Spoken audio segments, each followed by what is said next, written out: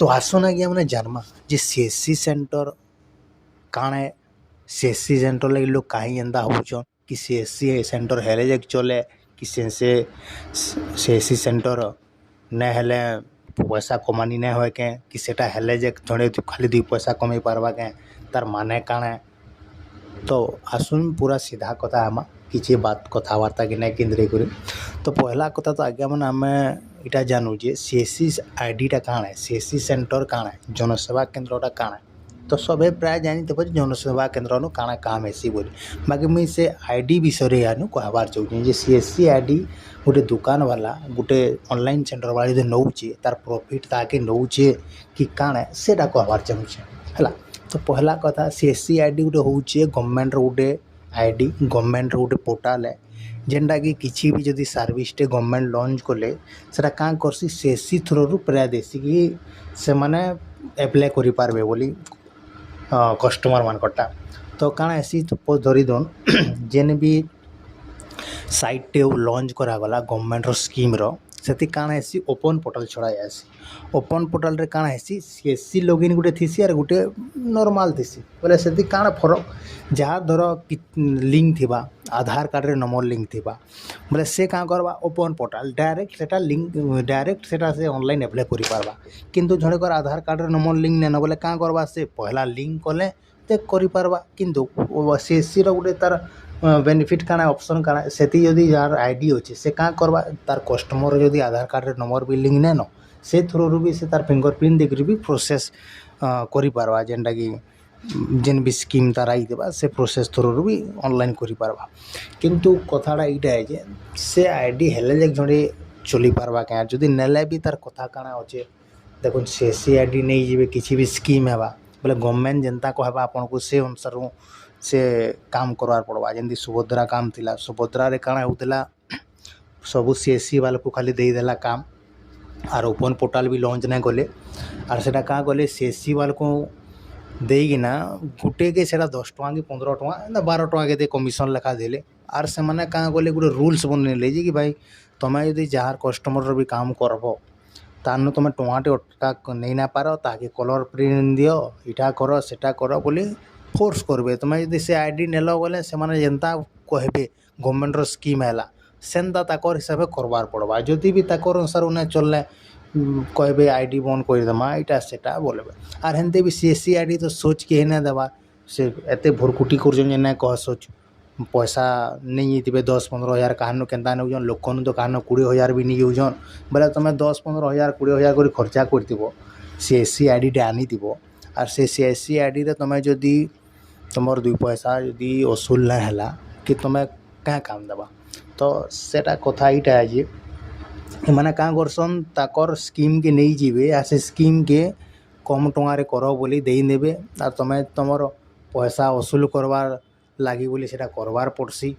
लोग करुचन भी कि नहीं सीएससी गवर्नमेंट को बाटे दीचन करसी लोग भल भलबे एंता भावले किसी नहीं निज जदि गोटे बिजनेसटे कल बोले सब बोले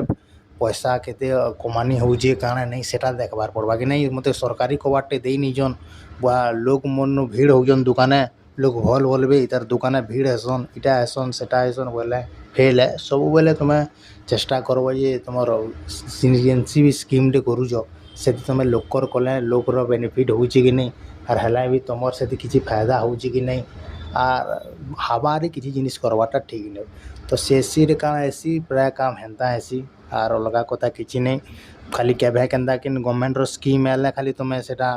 आईडी टे सेटा चलई पारबो से जदि गवर्नमेंट सेटा लिंक करदेवा बोले ना एतकी भी कम्पलसरी इम्पोर्टेंट नुहे से सीएससी तुम सीएससी हेले गोटे खाली ऑनलाइन सेंटर चलई पारबो बोली जेन माने भी आजकल बिना सीएससी रे भी ऑनलाइन सेंटर चलाउछन से माने सीएससी वाला भी बहुत भल पैसा कमाउछन। इनु important online centre cyber cafe वाला लगी गोटे इम्पोर्टेंट कथा यहाँ है जे इम्पोर्टेंट नुहे से कि से सीएससी आईडी नेले जे तार दुकान चलवा बोले है इम्पोर्टेंट नहीं है तार काम तार से केन प्रोसेस रे करूचे लोकर काम केनते बुझुची कस्टमर तार लगे इम्पोर्टेंट नहीं से कस्टमर काम केनते से करिना दौचे सेटा इम्पोर्टेंट से कस्टमर के से भल सर्विस देला प्रोवाइड कला बेले से बिना सीएससी आईडी बिना जनसेवा केन्द्र बिना लिखित खाली ऑनलाइन सेंटर लिखी दे तो हेती भी से बहुत टंका कमे देबा लोकर विश्वास तार उपरे रहबा लोग बहुत काम करावे आर इटा नु खाली जनसेवा केंद्र बाहर लेखि देले लोग आवे दुकान के लोग भल बोलबे इटा सेटा बोले इटा बहुत पूरा भूल कथा तो जेन माने भी आईडी नहीं जो किछि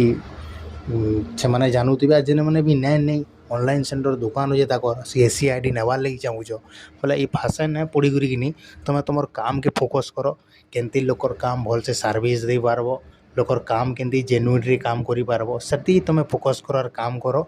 आर सीएससी आईडी पछे पागल ना हो पूरा इटा नेबो बोले पूरा तुम बर्बाद होला से समान पूरा घाटी हो तू पैसा तार कमानी नहीं आर सेति तुम पूरा हैरान हो तार अपेक्षा तुम नॉर्मल जेनटा नौ पालके नॉर्मल चलो आराम से 2 पैसा कमानी है सीएससी आईडी रो काम खाली हेतकी है जे गवर्नमेंट रो केन स्कीम रे के छाड़वा गवर्नमेंट जे से स्कीम रे माने टाइप होई करी का करसन ऑनलाइन अप्लाई करबार प्रोसेस टेस हेतकी खाली कथा है तो जेन माने चाहू जन की केनते जदी सीएससी आईडी नेबे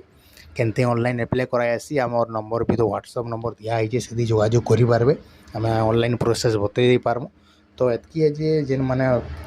ऑनलाइन सेंटर खोलीछन कि नुआ ऑनलाइन सेंटर साइबर कैफे जो खोलबार के जाऊन बोले मानि नन जे सीएससी आईडी हेते इम्पोर्टेंट नुहे से मोर काम इम्पोर्टेंट एंड कम्युनिकेशन स्किल लोकर से कथबार्ता होकर ताकर काम बुझी करी